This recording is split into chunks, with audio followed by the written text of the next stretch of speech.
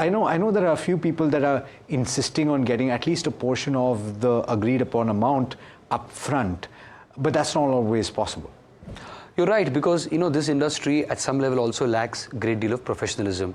See, when we're working for a company, we got a HR team, we got a finance team, at some level a compliance team to take care of the basic hygiene factors. But when you're on your own, you do not always have the luxury of a legal structure or a tax structure or even a finance team to support you. It calls for a certain amount of discipline with your money, not only from the earning perspective, but also to say, listen, hey, I want some bit of the money in advance, or I want the whole money in advance. Because within the gig economy, there are some very highly skilled jobs where people are willing to pay you 100% advance to block you, to book you, and to get it services. In the other, it's commoditized. Yeah. Now, that's where the vulnerability is. And within that, you go through cycles. So how do you fix that? So the way one fixes that is that you enter knowing that what is the opportunity that is present there. Now, let's take a classic example of a wedding photographer. Now, a wedding photographer, during the wedding season, they will not even answer your call, and even if you pay double, it's difficult to get them. You have to fix it 1 year in advance. You have to fix it 1 year in advance, and to confirm it, you have to pay 1 year in advance, so that he's sure and you're sure you're going to have him for the wedding. But when there's a dull period, is the person well planned to know that when the possible dull period could be, and to also say that if there was a 30-day, 40-day or a 50-day dull period, I'm sorted. That comes from saving, and it also comes from realigning to slightly lower fixed cost. Could be EMI, could be lifestyle expenses, could also be your overall living expenses. So let's break this down for somebody who's not necessarily earning a large amount of money. And I don't think that the people that are at that stage, the 40, 50-year-olds, the consultants that have moved past their 9 to 5 and are earning a pretty paycheck because they're leveraging their experience. Let's talk about the group of individuals that are seeking a little help to manage their finances better. And from that perspective, of course, it's been said that a contingency fund absolutely has to be there. And it needs to be larger than somebody who has a 9 to 5 because they have that salary to fall back on. So is that the first step? And would you also set up a living fund where you're dealing with your feast and famine, right? Because there will be, like you said, times when you're earning a large amount of money and times when you're not at all. So I think you in the question itself, you put those contours very well.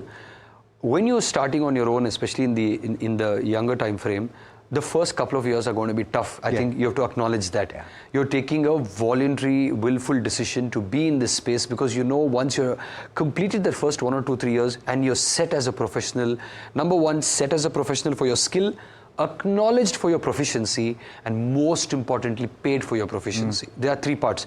I can call myself a professional and say I'm the best at what I am, but am I acknowledged? Am I paid for?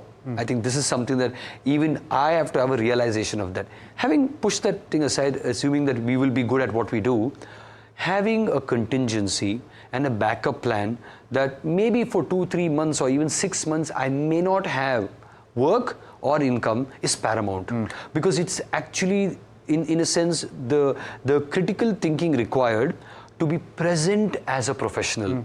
Because if you're going to go in and say, I'm good, I will anyway get my job, and if there's a downtime, I'll survive or I'll take a job, then the whole equation is broken. So you begin by being well planned. So therefore, the first few checks, the first few jobs that you do, you are more or less, you're storing, you're bulking up, and you're creating that living fund, safety net, retirement fund. So how much do you need in that? See, I think 6 to 9 months of living and contingency expenses then becomes mandatory, which also goes to tell you, how do you solve this? The first 6 months or 1 year or 2 years, you live frugally, you save as much as you can, and basically you blossom only in your 2nd or 3rd, maybe 4th year. It's a sacrifice you make. And where do you put that? Where do you park that money? First things first, keep that money where it is safe, it's accessible, where even you don't have to struggle to access that money, because one is saving this for emergency and contingency and a rainy day, and one really cannot predict a rainy day. So the mistake that some people do is when they get those initial money they save, they either put it somewhere where even they can't access it, or they put it somewhere where the money is going down. And I'm sorry to say, some of the youngsters today are trading with that money. So you can't So do what that. they think is that I've earned this money, why is it lying idle? The bank account, I know, is not glamorous, but it's not supposed to be. It's supposed to take care of your money when you need it. Okay, so you're saying keep it in the bank account, Yes. not even a liquid fund. So liquid fund is for the second stage, for the people who have completed the 6 to 9 months of reserve fund. Then anything more than 6 to 9 months or maybe even 12 months goes into a liquid fund because that's bucket 2. Okay, so would you say then, and I'm trying to get past this because we have quite a bit of ground to cover, a liquid fund is bucket 2. We put money into that over a period of time, and then that gets transferred into your normal STPs. Correct. So there's a systematic transfer plan that you use. Could you explain that? So when you have money in liquid fund, the beauty is, liquid fund almost earns you on a daily basis. You could even convert the earnings from the liquid fund into more aggressive funds like equity or hybrid, so that you're saving, the money is not deteriorating or depreciating in, and the gains on the liquid goes into nibble into equity, which we know is long-term asset producing. Yeah. So therefore what happens is the cash component or the contingency fund is with you in your bank account, maybe available on UPI or credit card or net banking. The second tranche is available in liquid fund, where you will follow a 1 or 2 year reserve period. If you don't need it in 1 or 2 years, that means you've done yourself a good job. That money either through STP or at some time as a switch can be moved into slightly more longer term goals. This is where wealth creation begins. Okay. So, and that wealth creation journey, of course, is one of many years.